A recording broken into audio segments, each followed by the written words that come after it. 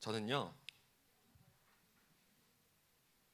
의심이 많은 사람이라고 제가 수련회에서 한번 이야기한 적이 있는데, 어릴 때부터 좀 의심이 많았어요. 그래서 뭔가 성경 내용을 배우면 좀 의심을 했어. 그러니까 그게 막 못 믿고 이런 게 아니라, 진짜 그럴까? 어떻게 그게 되지? 왜 그럴까?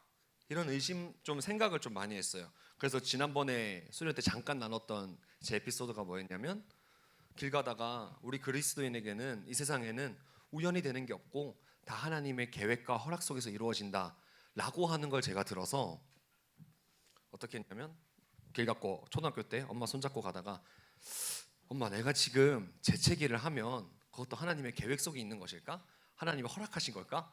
내가 할까 말까 고민하다가 하면 하나님이 내가 재채기 한다고 이 순간에 계획하셨던 걸까?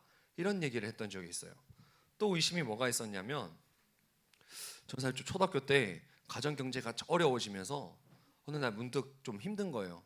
하나님이 우리를 사랑하시는데 왜 이렇게 힘든 상황을 때로는 허락하실까? 또 내 상황뿐만 아니라 이 땅에 보면 난민들이 탈출하기 위해서 컨테이너 차를 타고 가다가 다 같이 70명이 그 안에서 질식해서 죽는 사건도 일어나고 비행기가 추락하기도 하고, 왜 이 땅에는 하나님이 사랑하는 사람을 지어놓고 이렇게 고통과 고난과 슬픔들이 있을까? 질병으로 있는 죽음, 가족과의 이별, 이런 것들이 왜 있을까? 이런 고민했던 적이 있어요. 또 그리고 창세기를 대할 때 가장 많이 들었던 고민, 그리고 학창 시절에 실제로 친구들한테 받았던 질문, 친구들도 고민해봤을 거고 질문을 받을 수도 있고 이미 받았을 수도 있고 한 질문, 뭔지 떠올라요? 오늘 제목과도 관련이 있는데, 선악과. 하나님께서 인간을 사랑하셔서 사람을 만들었어요. 왜 만들었냐? 하나님과 영원히 행복하게 지내려고 만들었는데 동시에 선악과를 만드셔서 죽게 만드시는 거야. 오늘 본문 볼까요? 17절에 전도사 읽어볼게요. 선악을 알게 하는 나무의 열매는 먹지 말라. 내가 먹는 날에는 반드시 죽으리라 하시니라. 하나님께서 왜 굳이 선악과를 만드셔서 인간을 죽는 길을 열어두셨을까? 선악과를 따먹고 죄가 들어오면서 어떤 일이 일어났어요? 죽지 않는 인간이 죽게 되고 노화가 진행되고 질병이 생기고 인간 사이 간의 관계가 깨어지고, 조금을 일해도 옛날에는 많은 것을 얻었는데, 그 말은 똑똑해서 조금만 공부해도 많은 것을 얻을 수 있었는데, 지금 아무리 노력을 해도 우리의 머리가 한계가 있음을 느끼죠. 많이 느껴봤는데, 그리고 아무리 열심히 일해도 먹고 살기가 힘들어. 이게 다 선악과를 따먹어서 죄가 들어와서 질병이 들어와서 결핍이 들어와서 생긴 일들이란 말이죠. 하나님께서 인간을 사랑하셔서 인간을 만들었는데 왜 굳이 선악과라는 것을 만드셔서 그 선악과의 유혹 앞에서 아담과 하와가 선악과를 따먹어서 인간의 이런 죽음과 하나님과의 멀어짐, 이런 게 들어왔을까? 이런 의심과 고민, 좀 생각을 많이 했던 적이 있어요. 그리고 또 나아가서 어떤 생각을 했냐면, 왜 하필 아담과 하와는 내가 따먹은 것도 아닌데 왜 아담과 하와가 따먹어가지고 내가 이런 고생을 해야 되나, 이런 생각을 했던 적이 있었습니다. 친구들 이런 생각 해본 적 없어요? 선악과 왜 만들었어 하는 믿지 않는 친구들이 질문하는 거 들어본 적 있어요? 있죠. 예, 어떤 친구도 있을 텐데 전사 같은 그런 고민이 있었어요. 그래서 좀 그런 의심들, 고민들, 생각들을 많이 했던 적이 있습니다. 우리 오늘 전사의 설교 제목을 하나님의 형상과 선악과라고 붙여봤는데, 하나님께서 사람을 만드실 때 있었던 일이에요. 창세기 1장, 2장. 그것을 보면서 사람이 어떤 존재인가를 알았으면 좋겠어요. 하나님의 형상 개념과 선악과를 만드신 그 이유를 살펴봐서 하나님이 인간을 어떤 사람으로 지었고 사람이 애초에 지어질 때 어떤 존재로 지어졌는지를 좀 아는 시간이 됐으면 좋겠습니다. 우리 성경 본문 다 같이 한번 읽어보도록 하죠. 1장 26절입니다. 1장 26절 다 같이 읽어볼게요. 시작. 하나님이 이르시되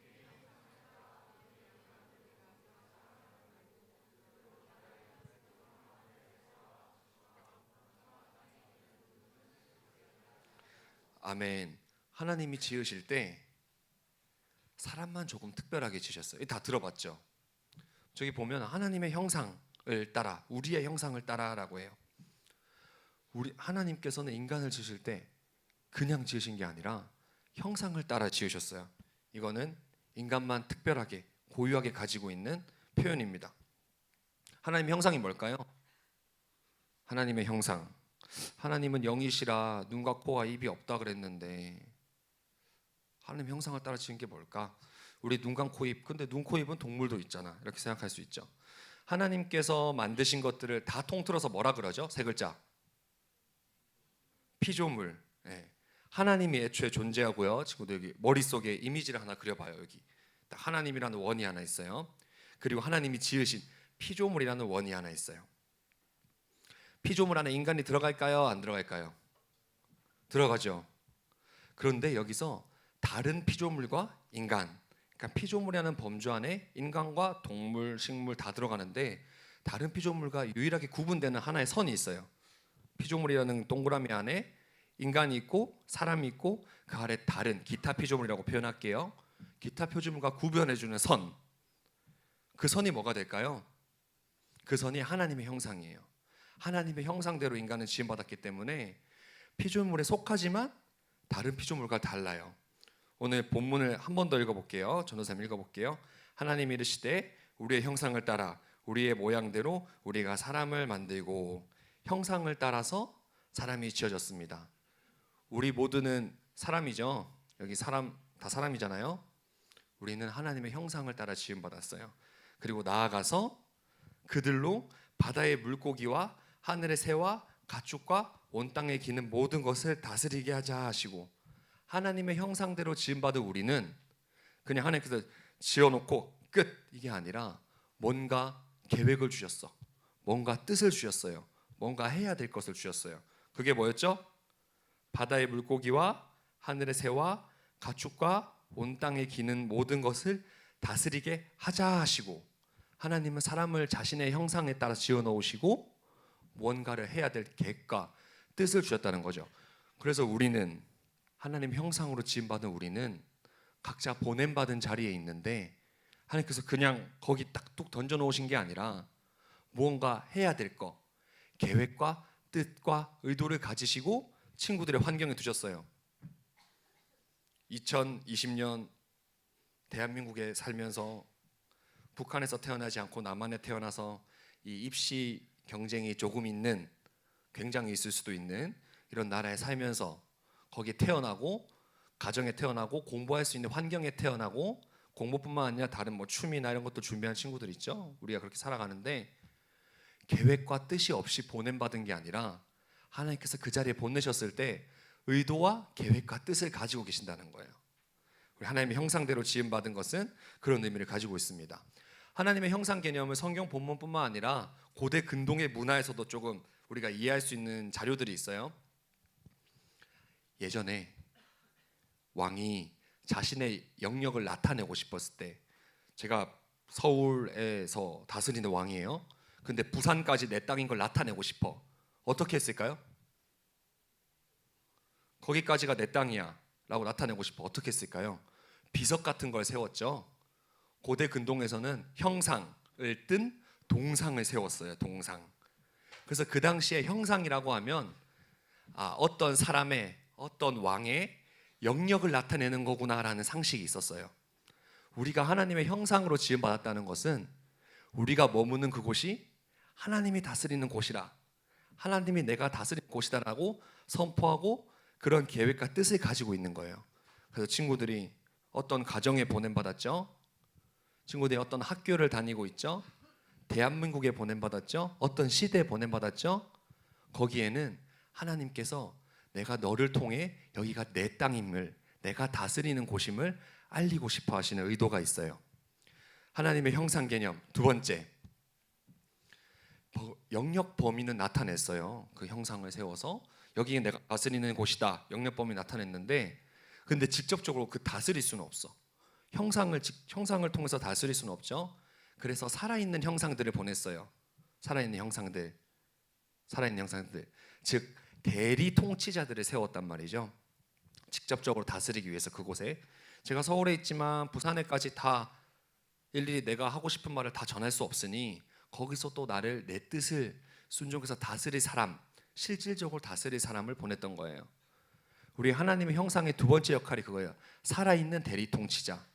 우리가 보냄받았죠. 하나님의 형상으로 지음받은 우리가 학교에, 학원에, 가정에 누군가의 아들로, 누군가의 딸로, 누군가의 언니로, 그리고 때로는 공부하는 학생으로, 또 춤을 준비하는 친구로, 또 미래를 준비하는 어떤 이제 또 직장인이 될 텐데, 그곳에 하나님께 보내셨을 때 그냥 거기가 내 땅이다 이렇게만 하실 뿐만 아니라 우리를 통해서 그곳에서 하고 싶으신 역할이 있어요. 하나님의 뜻대로 그곳을 다스리는 것, 하나님의 뜻이 거기서 이루어지는 것, 다른 말로 하면 천국이 그곳에 임하는 것, 하나님의 통치가 다스려지는 그곳이 경쟁이 아니라 하나됨을 지키고, 남을 깎아내려서 내가 높아지는 것이 아니라 나를 낮추면서 남을 겸손하게 섬기는 것, 그것이 이루어질 때 하나님의 뜻이 친구들을 통해, 우리를 통해 그곳에서 그것이 일어날 때 거기에 하나님의 나라가 확장되는 겁니다. 하나님의 형상대로 지음받았던 우리는 이 두 가지 의미를 가지고 있어요. 내가 머무는 그곳이 하나님의 나라구나라는 하나님의 첫 번째 계획이 있고, 거기를 실제적으로 다스리고 싶어 하시는데 하나님의 통치가 이루어질 때 나를 통해서 하고 싶어 하시는구나, 이것을 인정해서 기억하고 우리가 사는 됐으면 좋겠습니다. 자, 이제 하나님의 형상 개념을 설명했고요. 선악과 개념으로 가볼게요. 선악과 개념으로 넘어가서 본문을 같이 읽어보도록 하겠습니다. 2장 15절, 16절, 17절 중에 16절, 17절 읽어보도록 할게요. 16절, 17절 다 같이 읽겠습니다. 시작. 여호와 하나님이 그 사람에게 명하여 이르시되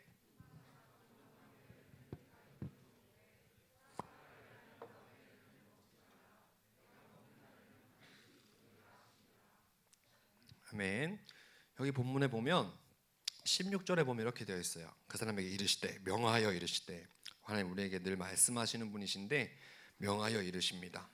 동산 각종 나무의 열매는 내가 임의로 먹되라고 표현하세요.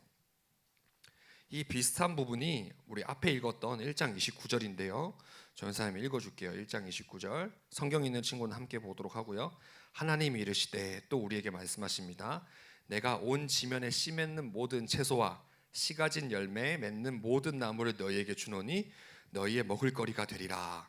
그러니까 모든 것을 너희에게 주겠다. 모든 것이 다 너희의 먹을 거리가 되겠다. 다 먹으라고 말씀하신 거예요. 다 먹어. 있는 거 다 먹어. 그런데 불과 한 장 넘어와서 2장 16절에 이렇게 또 말씀하시죠. 동산 각종 나무의 열매는 내가 임의로 먹되 너 뜻대로 다 먹어. 먹되 17절에 선악을 알게 하는 나무의 열매는 먹지 말라. 내가 먹는 날에는 반드시 죽으리라 하시니라. 선악을 알게 하는 나무 열매는 먹지 말라라고 하세요. 그러니까 모든 것을 먹을 수 있을 줄 알았는데 먹으라고 말씀하셨던 하나님께서 단 한 가지만 먹지 말라 했어요. 선악을 알게 하는 나무의 열매. 우리가 이거를 편의상 선악과라고 부르죠. 선악과. 이거는 먹지 말라. 먹으면 어떻게 된다? 반드시 죽으리라. 하나님께서는 왜 굳이 선악과를 만드셔서 반드시 죽을 만한 일을 두셨을까요? 동산에 딱. 왜 그러셨을까요? 여기서도 우리가 어떤 존재인지를 알 수 있는 교훈이 있습니다. 하나님께서는 사람을 굉장히 능력 있는 피조물로 만드셨어요. 하나님께서 모든 걸 지으시고 그 모든 것 위에 다 다스릴 수 있는 능력을 주셨어요. 우리 알죠? 옆에 있는 친구 한 명이랑도 이렇게 마음을 맞추기가 힘들고, 동생 있는 친구 있으면 뭐 더 공감할 텐데, 동생 하나 한 명, 존귀한 동생한테 뭐 하나 심부름만 부탁을 해도 그게 쉽게 이루어지지 않는다는 걸 알아요. 그런데 하나님께서는 모든 동물과 식물들이 그 사람에게 다 순종하게끔 다 설정해 놓으셨어요. 그래서 인간이 모두를 다스릴 수 있게 되었어요. 땅과 동물과 식물과 다 능히 다스릴 수 있는 능력이 됐었어요. 그런데 단 한 가지 다스리지 말아야 될 게 있었어요. 인간이 모든 것을 다스릴 수 있지만 단 한 가지 다스리지 말아야 될 게 무엇이냐면 하나님이었습니다. 인간이 단 한 명 다스릴 수 없는 분, 내가 모든 것 위에 존재하고 내가 관리할 수 있지만 내가 그 위에 존재하지 않고 내가 관리할 수 없는 분 한 분, 그분이 바로 하나님이셨어요. 그 하나님인 걸 나타내는 게 무엇이었냐면 선악과였습니다. 선악과는 그냥 내가 따먹는 이 행위로 인해서 내가 죽는 것이 아니라, 선악과를 따먹는 것은 내 위에 계신 한 분에게 순종하지 않겠다고 선언한 것이었어요. 왜냐하면 그것 말고도 먹을 것들이, 즐길 것들이, 할 수 있는 것들이 너무 많았거든요. 너무 많은 게 아니라 모든 것을 할 수 있었거든요. 능력도 됐고. 그래서 인간은 하나님께 반역하면, 하나님께 순종하지 않으면 안 되는 존재로 지어졌다는 것을 알 수 있는 것이, 눈으로 가시적으로 볼 수 있게 만들어 주신 것이 선악과, 선악을 알게 하는 나무였습니다. 그런데 어떻게 됐죠, 인간이? 먹었죠. 먹어버렸어요. 그 하지 말아야 될 것을 해버렸습니다. 인간은 그렇게 생각했을 것 같아요. 내가, 조삼 시계인데 하나님의 손에 이렇게 붙들려 있어요. 하나님의 손에서 벗어나면 자유로울 거라 생각했어요. 내가 내 한 분 위에 계신 하나님께서 벗어나면 자유로울 거라 생각했어요. 그래서 하나님께서 벗어나려고 딱 한순간 이렇게 손을 놓으면 어떻게 될까요? 인간은 하나님 손에 벗어나서 자유롭게 모든 것을 다 결정하고 싶었는데, 벗어나 보니 그 모든 능력이 추락해서 비참한 존재가 되었습니다. 사람은 하나님께 순종하고 살 때, 하나님께 응원을 받고 하나님께 지지를 받고 살 때 그 사람의 역할, 하나님께 주신 복들을 누릴 수 있는 존재였어요. 그런데 그것을 깨버리는 그 순간 인간에게 죽음이 들어왔고, 인간에게 분쟁과 깨어짐과 관계 힘듦과 수고가 들어오게 되었죠. 그런 비참한 인간이 되었을 때 하나님께서는 그런 비참한 인간으로 영영 죽는 것을 원하지 않으셔서 우리에게 자신의 아들을 보내서 우리를 구원하셨죠. 오늘 여기서 얻을 수 있는 교훈 세 번째, 인간은 하나님께 순종해야 되는 존재다. 이 우리의 정체성을 알 수가 있어요. 한번 정리해 볼게요.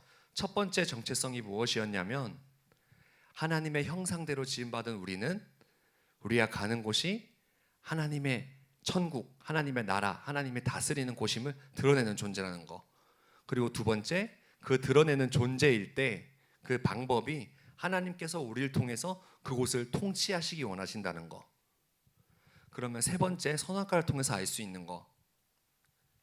선악과를 통해서 알 수 있는 것. 하나님께서 그 우리를 통해서 그곳을 천국으로 만드실 때, 그 환경과 가정을 다스리고자 하실 때 우리가 해야 될 역할이 있다라는 거예요. 그게 뭐냐면 하나님께 순종하는 방법, 하나님께 순종하는 것. 하나님께서 말씀하실 거예요. 오늘 본문에도 보면 우리가 사람을 만들고 그들로 바다의 물고기와 새와 가축과 기는 모든 것을 다스리게 하자 하시고, 그리고 그들에게 복을 주시고 이르시되, 29절에서도 이르시되, 15절에도 16절에도 이르시되, 계속 말씀하세요. 하나님께서는 우리를 보내놓으시고 거기에 버려두시지 않으시고 말씀하십니다. 그리고 우리가 살아갈 수 있는 방법은 거기에 순종하는 방법이에요. 그러면 이런 고민할 수 있어요. 조사님, 저는 잘 살아요. 저는 굳이 하나님께 순종 안 하는 거 잘 없어요.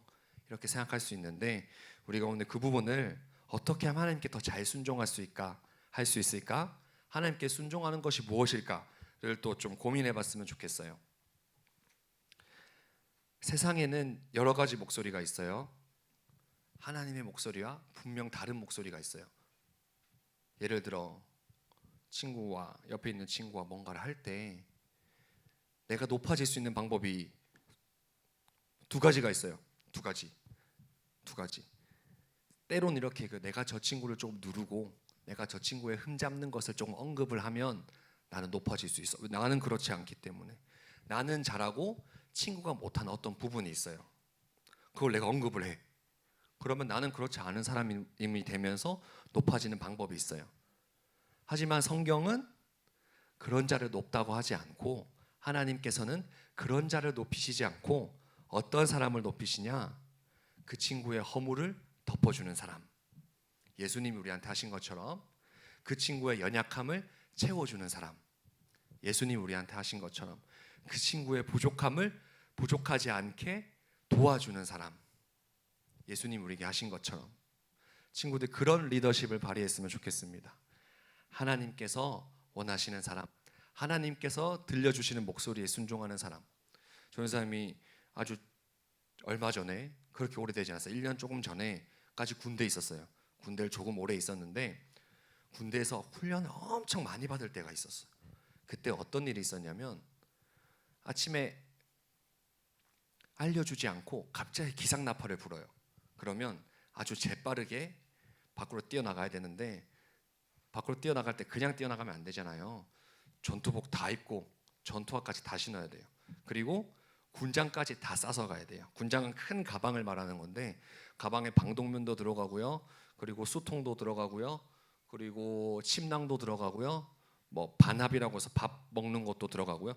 그거를 평소에는 그냥 내 사물함에 다 얹어져 있다가 눈 뜨자마자 비상으로 다 싸서 나가야 돼요. 그러니까 몇 분 안 줘요. 그건 5분 안에 나가야 돼요. 5분 안에 나가야 돼요. 근데 그때 전사님이 어떤 마음이 조금 있었냐면, 전사뿐만 아니라 함께 믿는 그리스도인들이 있었는데 어떤 마음이 있었냐면, 내가 이거를 빨리 할 수 있도록 평소에 연습을 하자, 평소에 연습하자, 이런 얘기를 했어요. 왜 그랬을까요? 빨리 나가서 내가 다른 친구들보다 더 잘함을 드러내고 싶어서? 그게 아니라 함께 모여서 했던 이야기가 뭐냐면, 내가 빨리 잘 쌀 수 있으면 5분 걸릴 군장을 내가 3분 만에 쌀 수 있으면 나머지 2분은 그걸 못하고 느낀 친구들을 도와줄 수 있는 거예요. 하나님이 우리에게 원하시는 리더십은 이런 거예요. 내가 잘해서 드러나고 다른 사람 못한 것을 내어두고 보고 함께 웃고 이런 것이 아니라, 내가 그 친구들을 덮어주고 채워주고 도와주고 싶은 마음에 하나님의 그 뜻을 순종해서 내가 더 잘하고 싶은 마음, 내가 그래서 하나님의 능력을 갖고 싶은 마음, 내가 그래서 뛰어난 성적을 갖고 싶은 마음, 우리 친구들, 우리가 이미 하고 있는 그 마음들, 그걸 하나님께서 원하십니다. 하나님께서는 공동체를 그렇게 다스리기 원하세요. 그래서 우리는 하나님의 음성이 잘 들려야 돼요. 친구들, 부모님한테 어떻게 해야 되는지 하나님의 뜻 알고 있는 친구들 있죠? 우리 다 알잖아요. 부모님한테 어떻게 해야 되는지. 그런데 때로는 하나님의 목소리보다 내 내면의 목소리, 내 감정의 목소리, 어떻게 하나님 이 상황에 제가 참아요. 그래서 이거는 한마디 해야 됩니다. 아무리 부모님이라도. 그러면서 막 때로는 아니 하나님께 얘기하지 않고 그냥 빡 나갈 때도 있죠. 언성이 높아지기도 할 때가 있고. 하나님의 목소리가 크게 들릴 수 있는 가장 좋은 방법 뭐가 있을까요?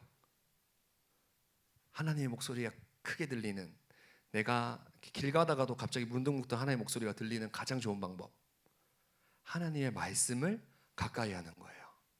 하나님의 말씀에 나를 자주 노출시키는 겁니다.